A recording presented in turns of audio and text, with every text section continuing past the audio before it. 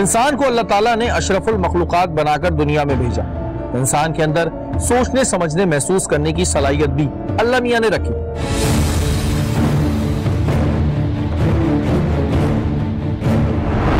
लेकिन ऐसे बहुत से लोग हैं जो कभी कभी सोचने के बजाय एक अंधे एतकाद पे भरोसा करते हैं। ये बात तो तय है कि हमें सिर्फ अपने रब से मांगना चाहिए। सिर्फ अल्लाह ताला के पास ही वो ताकत है जो हमें अता कर सकती है। सच्चे दिल से जो दुआ मांगी जाए वो जरूर पूरी होगी। लेकिन देखने में ये आता है कि ऐसे बहुत से लोग हैं जो पीर फकीर और बाबाओं के चक्कर में आ जाते हैं, जिन्हें हम कमजोर अकीदे वाले कहते हैं, जिनका ये मानना होता है कि अगर हम फलाने पीर के पास जाएंगे तो हमारी मुराद पूरी होगी। अगर बाबा का दिया हुआ तावीज जमीन में गाड़ दिया तो हमारे ऊपर से सारी बलाएं दूर हो जाएंगी। और सिर्फ ये कहना गलत है कि कम तालीम याफ्ता लोग इनके झांसे में आते हैं, बल्कि पढ़े लिखे लोग भी अक्सर इनके आस्थानों के बाहर बैठे नजर आते हैं, जो रब हमारी शरक से भी ज्यादा करीब है। अगर हम इससे सच्चे दिल से मांगे तो किसी बाबा और पीर फकीर के पास जाने की जरूरत नहीं। लोग अपने कमजोर अकीदों की वजह से ऐसे ढोंगी पीर फकीरों के चक्कर में पड़ते हैं और ये आपसे ऐसे अमल करवाते हैं जिसे सोचकर ही इंसान की रूह कांप जाए। ये आपके डर से अपना कारोबार चलाते हैं, क्योंकि अगर इन्होंने कह दिया कि बुरा होगा तो फिर तो हमारे साथ बुरा ही होगा। हम अकल से सोचने के बजाय इनके कहने पर चलने लगते हैं। माजी में हमने एक्सपेरिमेंट के तौर पे एक बाबा का रूप धारा था। माजी में हमने आपको दिखाया कि आया लोग किस तरह इन ढोंगी पीर फकीरों के चक्कर में आ जाते हैं। बहुत जल्द ऐसे पीर फकीरों के, बाबाओं के चक्कर में आ जाते हैं लोग। और ये भी एक हमें चीज देखनी है कि इनका ये जो बिजनेस है बाबाओं का, ये कितने दिनों में ये लोग बना लेते होंगे, कितने दिनों में अपना बिजनेस खड़ा कर लेते होंगे। आप लोगों से जो फेवर चाहिए वो ये चाहिए कि आप लोगों ने थोड़ी पब्लिसिटी करनी है। हमने अपनी भी एक बाबा की दुकान लगाई, फिर पहले कुछ लोगों के जरिए हमने अपनी पब्लिसिटी करवाई और दीवारों पर अपने नाम की चौकिंग करवाई।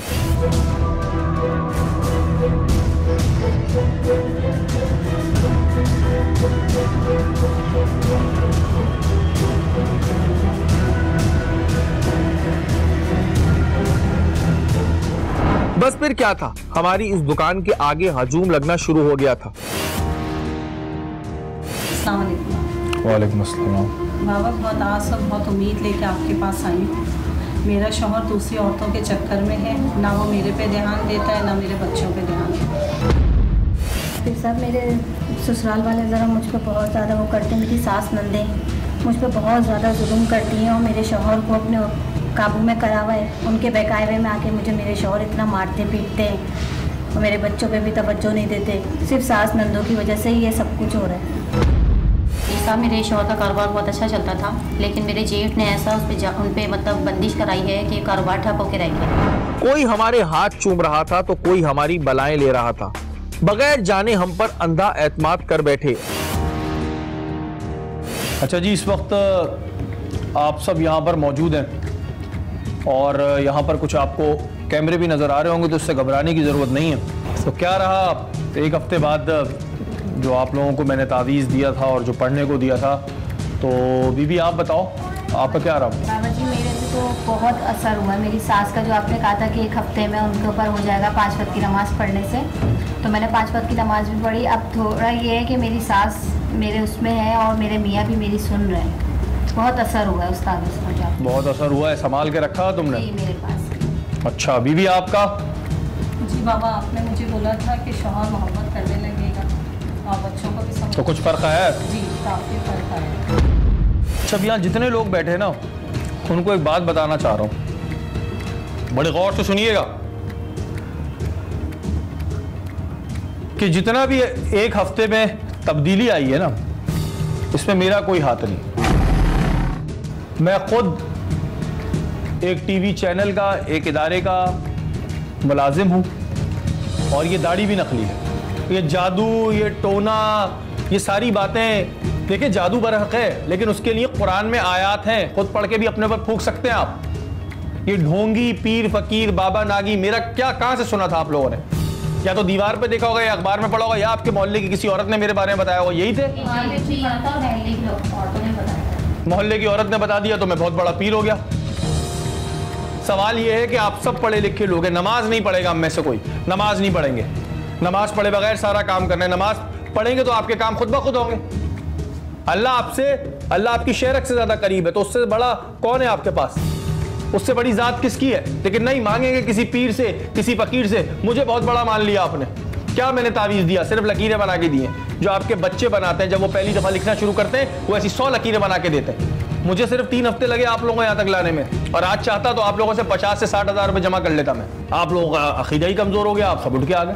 हमने तो इनकी आंखों पर से पर्दा उठा दिया, लेकिन ना जाने कितने ऐसे ढोंगी बाबा होंगे जिन्होंने घरों के घर तबाह कर दिए होंगे। माजी में ऐसे बहुत से बाबा गुजरे जिनका ढोंगीपन आवाम के सामने आया। दुल्हन वाली सरकार, हैदराबाद के एक बाबा जिनका नाम दुल्हन वाली सरकार था, रात को दुल्हन का जोड़ा पहनकर हैदराबाद की रेशम गली में घूमा करते थे और लोगों से सलामी इकट्ठी किया करते थे। 2011 में बक्कर में एक पीर ने एक औरत से ये कहा कि तुम्हारे घर में जिन है जो तुम्हारी बेटियों को नुकसान पहुंचा सकते हैं। इस पीर ने शहजादी बीबी और इनकी दोनों बेटियों को पानी में नशा आवर दवाई मिलाकर बेहोश किया और शहजादी बीबी के साथ जाती करके फरार हो गया। 2017 में सोशल मीडिया पर एक वाकया रौनुमा हुआ, जब एक औरत एक पीर के पास बच्चे की पैदाइश के लिए तावीज मांगने गई, तो इस पीर ने इस औरत से अपने कपड़े फाड़ कर अमलियात के लिए मांगा। इतनी देर में सांस वहां पहुंच गई और पीर की खूब दुर्गत बनाई। 2018 हरिपुर में एक वाकया पेश आया, जब एक औरत अपनी परेशानी के लिए एक पीर के पास गई। इस पीर ने इसे हिप्नोटाइज करके इसके मोबाइल से जाती वीडियो और तस्वीर निकालकर इसे ब्लैकमेल करना शुरू कर दिया। FIA साइबर क्राइम ने कार्रवाई करते हुए इस बाबा को गिरफ्त में लिया। ये थे माजी के कुछ ढोंगी पीर फकीर। लेकिन एक और केस हमारे सामने आया, जब एक 22 साल लड़की को एक पीर ने, जो उसके पास इलाज के गर्ज से गई थी, अपनी हविस का शिकार बनाने की कोशिश की। दस्तगीर में कायम एक आस्ताना, यहाँ पर लोग अपना इलाज करवाने के लिए जाया करते हैं। बीमारी कोई भी हो, बस एक तावीज आपकी तमाम बीमारियों को दूर कर देता है और आप अपनी हैसियत के मुताबिक पैसे जमा करा दें। 22 साल एक लड़की अपनी वालदा के साथ यहाँ पर, मसला ये है कि मैं अपनी वालदा को लेके गई थी एक बाबा के पास, तो उन्होंने रूहानी इलाज का मुझे कहा कि सारे मसले हल हो जाएंगे, बीमारियां दूर हो जाएंगी। अब ये है कि मुझसे गलत बात कर रहा है। यहाँ मौजूद पीर शाहनवाज को इनकी लड़की के अंदर एक जिन नजर आ जाता है और वो इस लड़की को ये बोलकर खौफजदा कर देते हैं कि अगर जिन उतरवाना है तो मेरे दिए हुए तावीज पर अमल करो। पीर शाहनवाज रोजाना की बुनियादों पर इस पर दम करने लगा और वीडियो कॉल पर भी ये काम अंजाम देने लगा। इसके बाद पीर साहब ने इस लड़की के खौफ को देखते हुए इसके जिस्म पर मौजूद कुछ निशानों की निशानदही की, जिसे वो अपनी आंखों से देखकर इसका उतार करना चाहते थे। इस लड़की का कच्चा अकीदा और कम अक्ली इसे ये काम करने पर मजबूर कर देती है। इसके बाद इस पीर ने इस लड़की का स्क्रीनशॉट उतार लिया और इसे ब्लैकमेल करने लगा। लड़की के मना करने के बाद एक फेसबुक आईडी पर लड़की की तस्वीरें शाया हो जाती हैं कि अगर मालिज या इलाज करने वाला आपके शहर में मौजूद है तो ज़रूरी ये है कि आप उसके पास जाएं और अपनी पूरी जो आप कैफियत है या बीमारी उसको बताएं, ना कि आप समाजी राब्ते के ज़रिए या सोशल मीडिया के ज़रिए अपने पैगाम को पहुंचाएं। और जो वो इलाज दे रहा है, आया इलाज देने का तरीक़ेकार जिस तरह का मुआलिज का होना चाहिए वैसा ही है कि नहीं, ये सब चीज़ें देखी जाएंगी।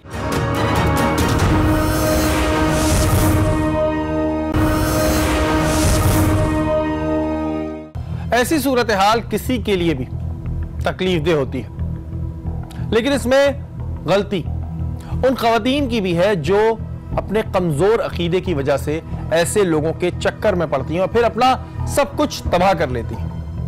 अब हमारे लिए अहम काम यह था कि यह मालूम किया जाए कि इस आईडी को कौन चला रहा है, क्योंकि कानून सबूत मांगता है।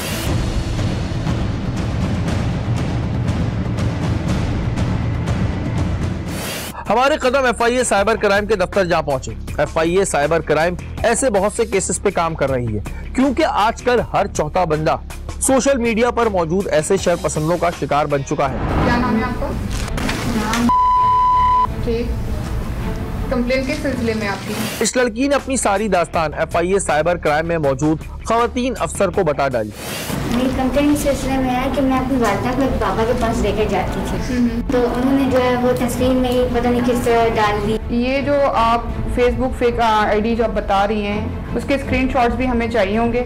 अच्छा, इसका प्रोसेस ये है कि आपकी जो आज की डेट में आपकी जो मैंने कंप्लेन रजिस्टर्ड कर ली है, आप मुझे एक स्टेटमेंट देंगी अपना, उसके साथ आप अपनी CNIC की कॉपी देंगी। फिर आपकी जो फेक फेसबुक आईडी का जो प्रोफाइल है उसके हमने URL लिंक मुझे जो चाहिए होंगे, क्योंकि मैं खुद भी यहाँ पर वेरीफाई करूँगी उसके ऊपर क्या मटेरियल मौजूद है आपकी फेक फेसबुक आईडी के ऊपर। यहाँ पर अभी आपके पास कितने ऐसे विक्टिम्स आते हैं, क्योंकि ये ख़वातीन ज़्यादा इसके विक्टिम बन रही हैं, तो FIA साइबर क्राइम सेल में कितने आप देखती हैं इस तरह के केसेस आ रहे हैं? हम डेली बेसिस हम तकरीबन फीमेल स्टाफ जो देख रहे हैं ना, हमारे पास ऑलमोस्ट फीमेल लड़कियों के जो है ना इस तरह के फेसबुक के मसले मसाइल आ रहे हैं। ज़्यादातर जो है ना लड़कियाँ विक्टिम जो बन रही है ना वो फेक फेसबुक प्रोफाइल के थ्रू बन रही हैं। अब सवाल ये था कि आया इस बात को कैसे प्रूफ किया जाए कि ये आईडी चलाने वाला शख्स यही बेजमीर इंसान है। इसके ऊपर आप फिर अपनी वर्किंग स्टार्ट करें, फिर देखते हैं। हम लोग अब जब चीज़ें सारी आ जाएंगी तो पहले तो हम इसका फेसबुक से रिकॉर्ड मंगवाएंगे। रिकॉर्ड मिलने के बाद ही फिर हम कोई एक्शन करेंगे कि इधर ये बाबा ही हैं या कोई और है। मतलब ये चीज आ जाने के बाद ये चीज कंफर्म हो जाएगी कि फेसबुक आईडी यही चला रहे हैं। ये फेक आईडी जो बनी है ये बाबा ने ही बनाई है। जब तक वो रिकॉर्ड हमें नहीं मिलता तब तक हम कुछ नहीं। रिकॉर्ड मिलने के साथ ही हम जो है ना फर्दर जो है ना हमारी जो भी इंक्वायरी है हम उसको इनिशिएट करेंगे। ठीक, इस बात पे फिर मैं इनको खुद कांटेक्ट करूंगी। FIA साइबर क्राइम इसी कोशिश में लग गई।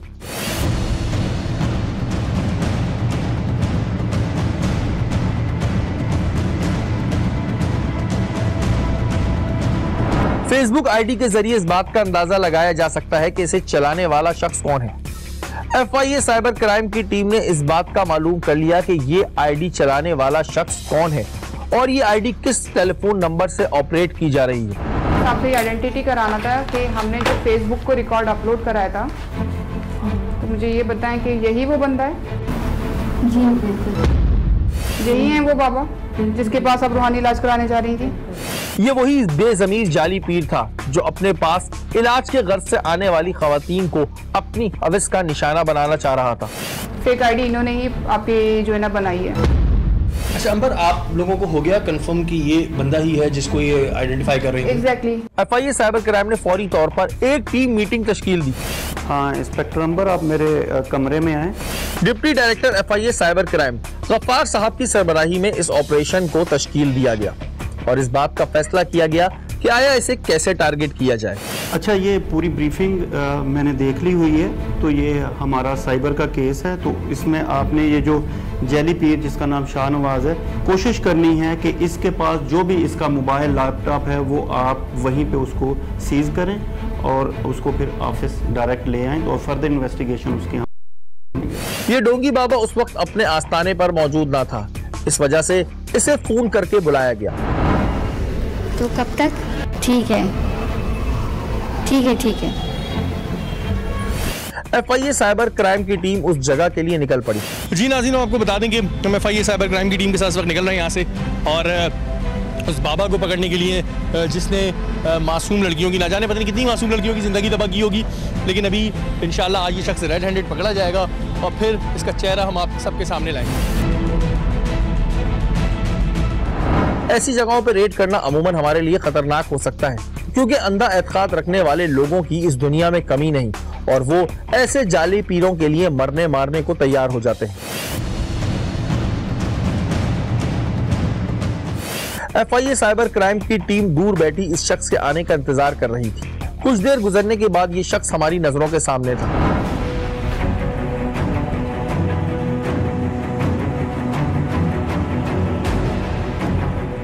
सर ये यही बंदा है, यही है। FIA साइबर क्राइम ने फौरी तौर पर इस शख्स को दबोच लिया और अपनी हिरासत में ले लिया। अस्सलाम वालेकुम शाहनवाज साहब। FIA साइबर क्राइम से आए। अच्छा शाहनवाज साहब आप ही है ना?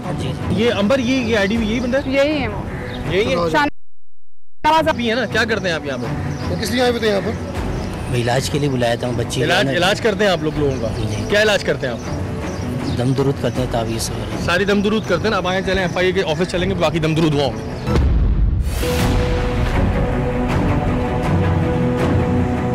वक्त यहाँ से पकड़ा गया, इसको फ़ोन करके बुलवाया था, निकल गया था ये बंदा कि जी दम दुरूद करना। ये फ़ौरन दम दुरूद करने पहुँचे यहाँ पर और अभी इस वक्त FIA ने इनको गिरफ्त में लिया है। इस वक्त मैं FIA साइबर क्राइम उस शख्स को पकड़ के लिया है और ये निकल गया था। इसको कॉल की कि जी एक इलाज करवाना है और ये साहब जो हैं ये इलाज करने पहुँचे और FIA साइबर क्राइम सर्कल ने इस वक्त में इसको अपनी गिरफ्त में लिया है। अगर कोई पीर किसी औरत को बुलाता है और अमलियात के ज़रिए कोई नाजायज़ काम कराता है तो पहली बात तो ये है, पीर मुर्शिद शेख नबी के नाइब होते हैं, बेदीन नहीं होते। पीर फ़ारसी का लफ्ज़ है जिसके माने होते कमज़ोर बंदा, मुर्शिद के माने होते रश्द हिदायत का रास्ता दिखाने वाला।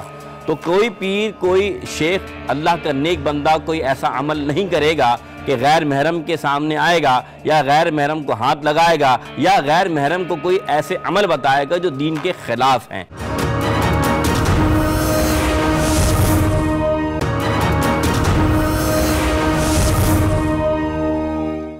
आखिर क्यों लोग ऐसे ढोंगी पीर फकीरों के चक्कर में आ जाते हैं?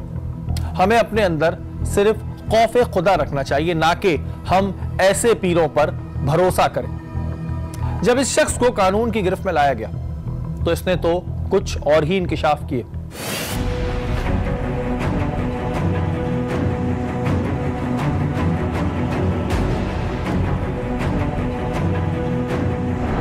यह शख्स साइबर क्राइम के दफ्तर में मौजूद था। जब इस शख्स के मोबाइल फोन को चेक किया गया तो वो फेसबुक आईडी इसी के टेलीफोन से चल रही थी। ये आप चेक कर लें। पासवर्ड क्या है? पासवर्ड बताइए इसका। ठीक, आप इसको चेक कर लें, इसी पर आईडी है।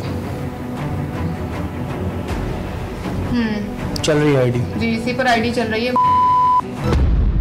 जब इस शख्स से सवालात का सिलसिला शुरू किया तो मौसूफ ने तो कुछ और ही कहानी बताई। क्या नाम है भाई तुम्हारा? मोहम्मद शाहनवाज। क्या करते हो? मैं यहाँ खानका में खादिम हूँ। खादिम हो? झाड़ फूक भी करते हो? जी, थोड़ा सीख गए होगे ना इतने टाइम रह रहे। कितना अरसा हो गया तुम्हें यहाँ पर इस आस्थाने पर? आस्थाने मुझे 3 साल हुए हैं। 3 साल हो गए। इससे पहले क्या करते थे? उससे पहले मैं अपने कारखाने में काम करता। क्या काम करते थे? लोडिंग का काम करता था। लोडिंग का काम करते थे, फिर तुम बाबा बन गए। इनका कहना था कि ये लड़की मेरे पास इलाज के गर्ज से आई थी और मैंने इसे तावीज भी दिया था। इसके बाद ये लड़की मेरे इश्क में मुब्तला हो गई और मुझसे शादी का कहने लगी। अच्छा, इस लड़की का क्या सीन था बताना शुरू करो, खुद ही बताओ क्या चक्कर था, क्यों उसकी फेसबुक आईडी बनाई, क्यों उसकी गैर इखलाकी तस्वीरें, गैर इखलाकी वीडियोस डाली, क्यों? बताना शुरू करो। इसकी वजह यह है कि ये मुझे ईमो पर वीडियो कॉल करके मुझे जो है ना फोर्स करती थी कि ना मुझसे शादी कर लें। ठीक है। और मुझसे जो है ना खुफिया निकाह कर लें। ठीक है। मैंने इनको कहा कि नहीं, मैं शादीशुदा हूँ, मैं नहीं कर सकता। ये तो ऐसे बोल रहे थे जैसे बहुत ही मशहूर शख्सियत हो और लोग इनसे शादी करने के लिए पागल हुए जा रहे हों। बहुत हैंडसम हो। कितने साल के हो? मैं 40 से 45-40 साल के हो। 20-25 साल की लड़की है, तुम बहुत खूबसूरत हो, बहुत हैंडसम हो। क्यों आई थी तुम्हारे पास ये? इलाज के लिए आई थी। इलाज के लिए? किस चीज़ का इलाज कराने आई थी? अपनी माँ का? वालिदा का इलाज। ठीक है, तुमने क्या बोला उसके बाद? तुम पर क्या है? इनका सिर्फ मसला था कि मैंने तावीज़ दिया था बस। क्या मतलब इसके साथ कोई मसला था ना? इनका ये कहना था कि मैंने अपनी जान छुड़ाने के लिए ये कदम उठाया। अच्छा, उसके बाद फिर क्या सिलसिला शुरू हुआ? बस ये मैंने मना किया इनको कि मैं नहीं कर सकता शादी। तो बस ये मुझे जो है ना तंग करते रहे। तो आखिर फिर मैं जो है मजबूरन होकर जो है ना ये कदम उठाया। ये कदम क्या उठाया? किस तरह? मेरे पीछे छोड़ दें, मेरे पीछे छोड़ दें। ये तुम्हें कैसे पता था कि इसकी बॉडी पे निशानात हैं? इन्होंने जो वीडियो कॉल की थी उसके मैंने लिए थे स्नैपशॉट। अच्छा जी, ताकि मैं जो है ना दिखा सकूं कि मुझे वीडियो कॉल करती है, इस वजह से लिए थे मैंने। इतने मासूम हो तुम? और मेरे पास नहीं था ना कोई प्रूफ ही नहीं। तुम्हारे चैट जो इसमें से बरामद हुए, जो लड़कियां दिखाई, तुम ब्लैकमेल कर रहे हो?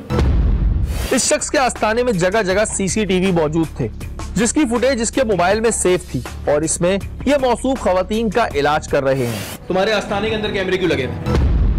कैमरे वो सिक्योरिटी के लिए लगाए हुए हैं। खवातीन के शॉट्स क्यों लिए हुए तुमने?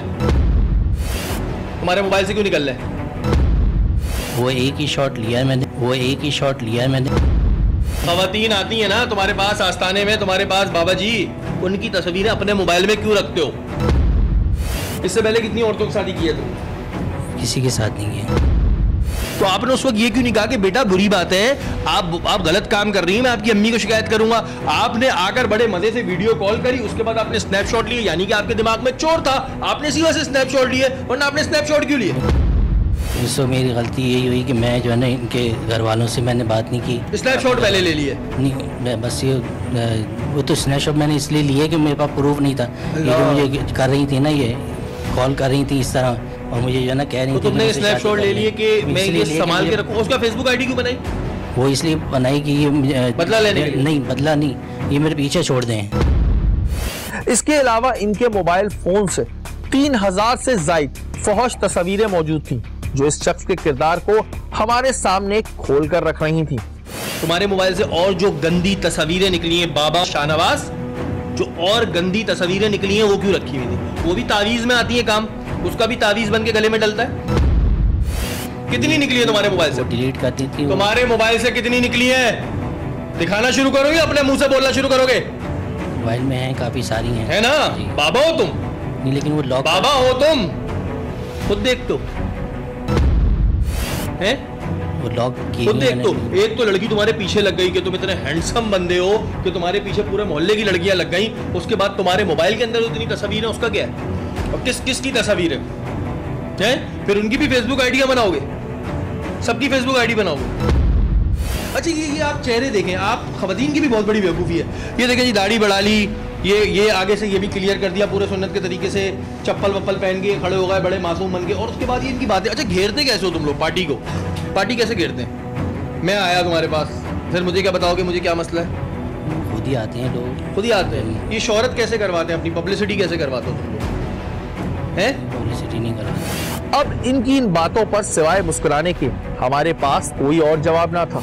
अंदर सीसीटीवी कैमरे लगे हुए हैं, उसके इनके मोबाइल के अंदर चीजें निकल रही हैं। इनका मोबाइल खोलो तो हम मर्द होकर शर्मा जाए कि इतनी फास्ट तस्वीरें इनके मोबाइल में पड़ी हुई हैं। उसके बाद वो औरत इन पर पागल हो रही है, इन्होंने उसको तावीज़ दिया था ना तुमने? तावीज़ दिया। तावीज़ के बाद फिर तुमने क्या बातें करी कि ये तुम्हारे साथ मसला है और तुम जो हो वो, अब मैं क्या कैमरे में बोलूँ कि मुझे तुम्हारे उधर एक निशान है वो मुझे देखना है। कारखाने में लोडिंग का काम करते थे, ये 3 साल पहले यहाँ आने का इत्तेफाक कैसे हुआ? नहीं, बस कुछ माशी हालात ऐसे हो गए तो बाबा बन जाओ, सारे इलाज कर लेते हैं आप, किसी का रिश्ता ना हो रहा हो हैं। अब मैं देखो, फिर मैंने तुम्हारे पीछे बहुत टाइम से लोग लगाए हुए थे, मैं खोलना शुरू करूंगा। तुम्हारे पास अगर कोई औरत आती है बोलती है हमारा रिश्ता नहीं हो रहा, उसका भी इलाज कर दो ना। इलाज करते हो, मैं भी खोलना शुरू करूंगा, मेरे पास भी बहुत कुछ है। इलाज क्या इलाज क्या है उसका? किसी का रिश्ता नहीं हो रहा, पढ़ने का अमल दे देते हैं, तावीज़ दे देते हैं। तावीज़ दे देते। तावीज़ में तुम लोगों के क्या होता है, कितने पैसे लेते हो अब ये बताओ? हस्बे तौफीक जो फी सबीलिल्लाह, फी सबीलिल्लाह या हस्बे तौफीक, बस। हस्बे तौफीक कितने हैं कहते हैं, पूछते हैं तो बस हस्बे तौफीक कहते हैं। कितने दे जाते हैं लोग? अपनी मर्जी से दे जाते हैं। कहाँ गले में डालते हैं तुम लोग? ड्रीम बॉक्स बना हुआ तो उसमें डालते हैं। शर्म आनी चाहिए तुम जैसे लोगों को, पता है इतनी देर से तुम इस पे बात कर रहे हो, तुम्हें शर्म नहीं आ रही है? एक 20-22 साल की लड़की की तुम तस्वीरें डाल रहे हो फेसबुक पे, तुम्हें शर्म नहीं आ रही है? बेशरम इंसान, तुम इतने यहां पर मौजूद बन के खड़े हो, तुम्हारा क्या कैरेक्टर है वो तो समझ आ गया ना। पता नहीं अभी तक तुम्हारा प्रोग्राम चलेगा, कितनी औरतें और FIA के दफ्तर पहुंच जाएंगी, किस किस के साथ तुमने क्या क्या ड्रामा किया होगा। अब अंबर ये इन जैसे लोगों का क्या, इनका क्या होगा, प्रोसीजर क्या होता है? FIA क्या कानून क्या सजा देता है? फर्दर ये है कि मैं अब इनका स्टेटमेंट लूँगी, जो भी मेरे पास रिकॉर्ड्स आए, फेसबुक के लॉग्स आए, वो सब मैं फाइल लेकर अब हम फाइनली कोर्ट जाएंगे। कोर्ट से हम इसकी परमिशन लेंगे रिमांड की। तो अभी मजीद आपको लगता है कि इनके पास से और भी चीज़ें निकलेंगी, क्योंकि CCTV कैमरे तो और भी चांसेस है? वहाँ पर जो कैमरेज लगे हैं उसके भी हमने रिकॉर्ड्स चाहिए, और फर्दर जो लैपटॉप जो यूज़ करते हैं वो उसका भी रिकॉर्ड मुझे चाहिए। और अभी जो मेरे पास ये इनका फ़ोन है, इसका मुझे फॉरेंसिक के लिए भेजना है कि जो भी चीज़ें जो हमारे केस को फर्दर मज़ीद मजबूत करें ताकि इनको सज़ा मिले, ये बच ना सके किसी तरह से।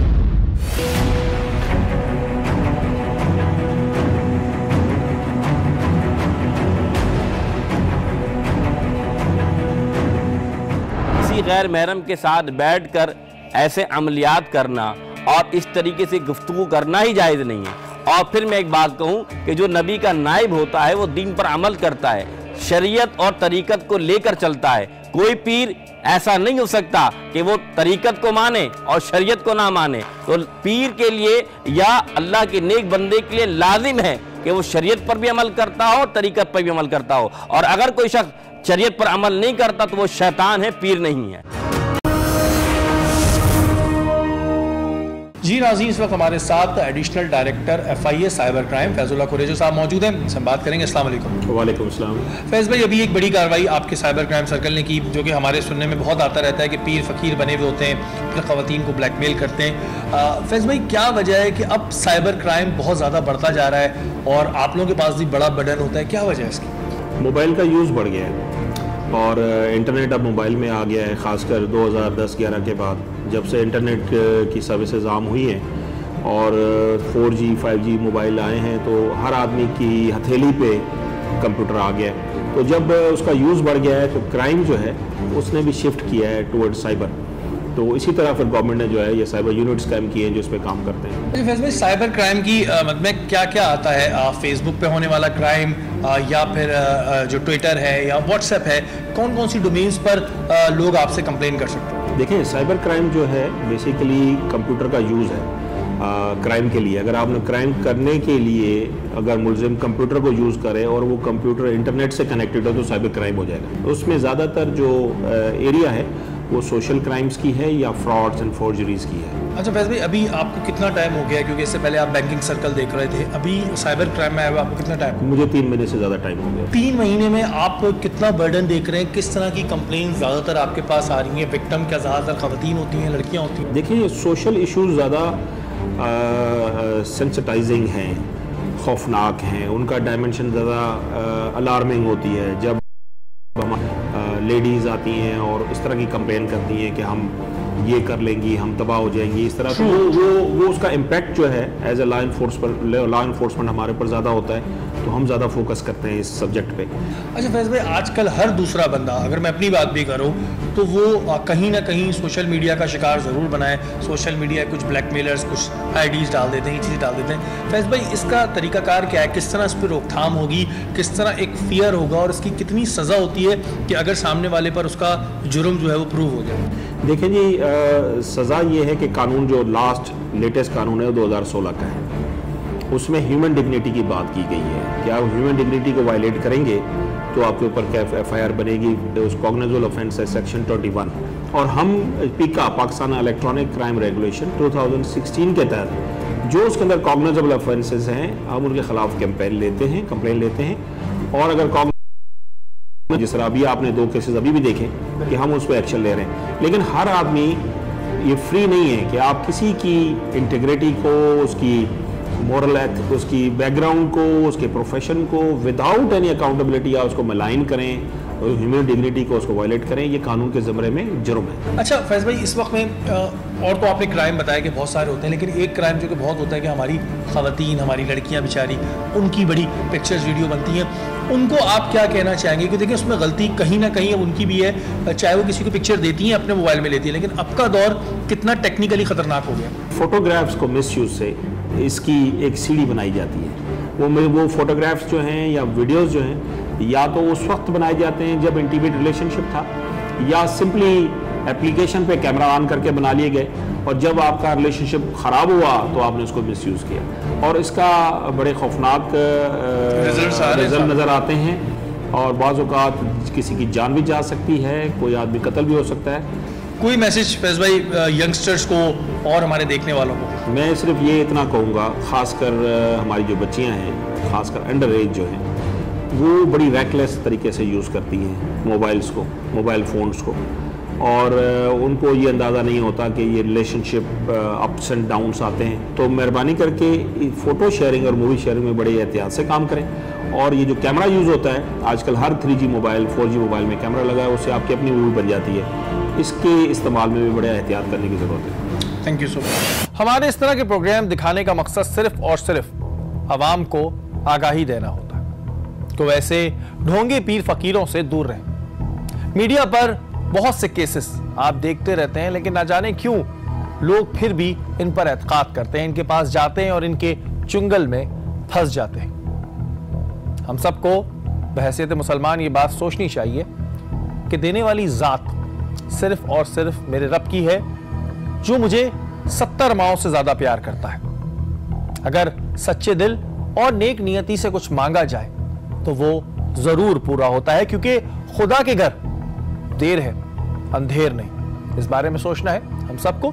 अगर आपके इर्द गिर्द कोई भी गैर कानूनी काम हो रहा है या फिर आप टारगेट की टीम का हिस्सा बनना चाहते हैं तो हमें ईमेल कीजिए। हमारा ईमेल एड्रेस इस वक्त स्क्रीन पे आ रहा होगा। अगले हफ्ते फिर मिलेंगे टारगेट के किसी नए प्रोग्राम के साथ। तब तक के लिए अपने मेजबान शहरी को इजाजत दीजिए। अल्लाह ने के बाद।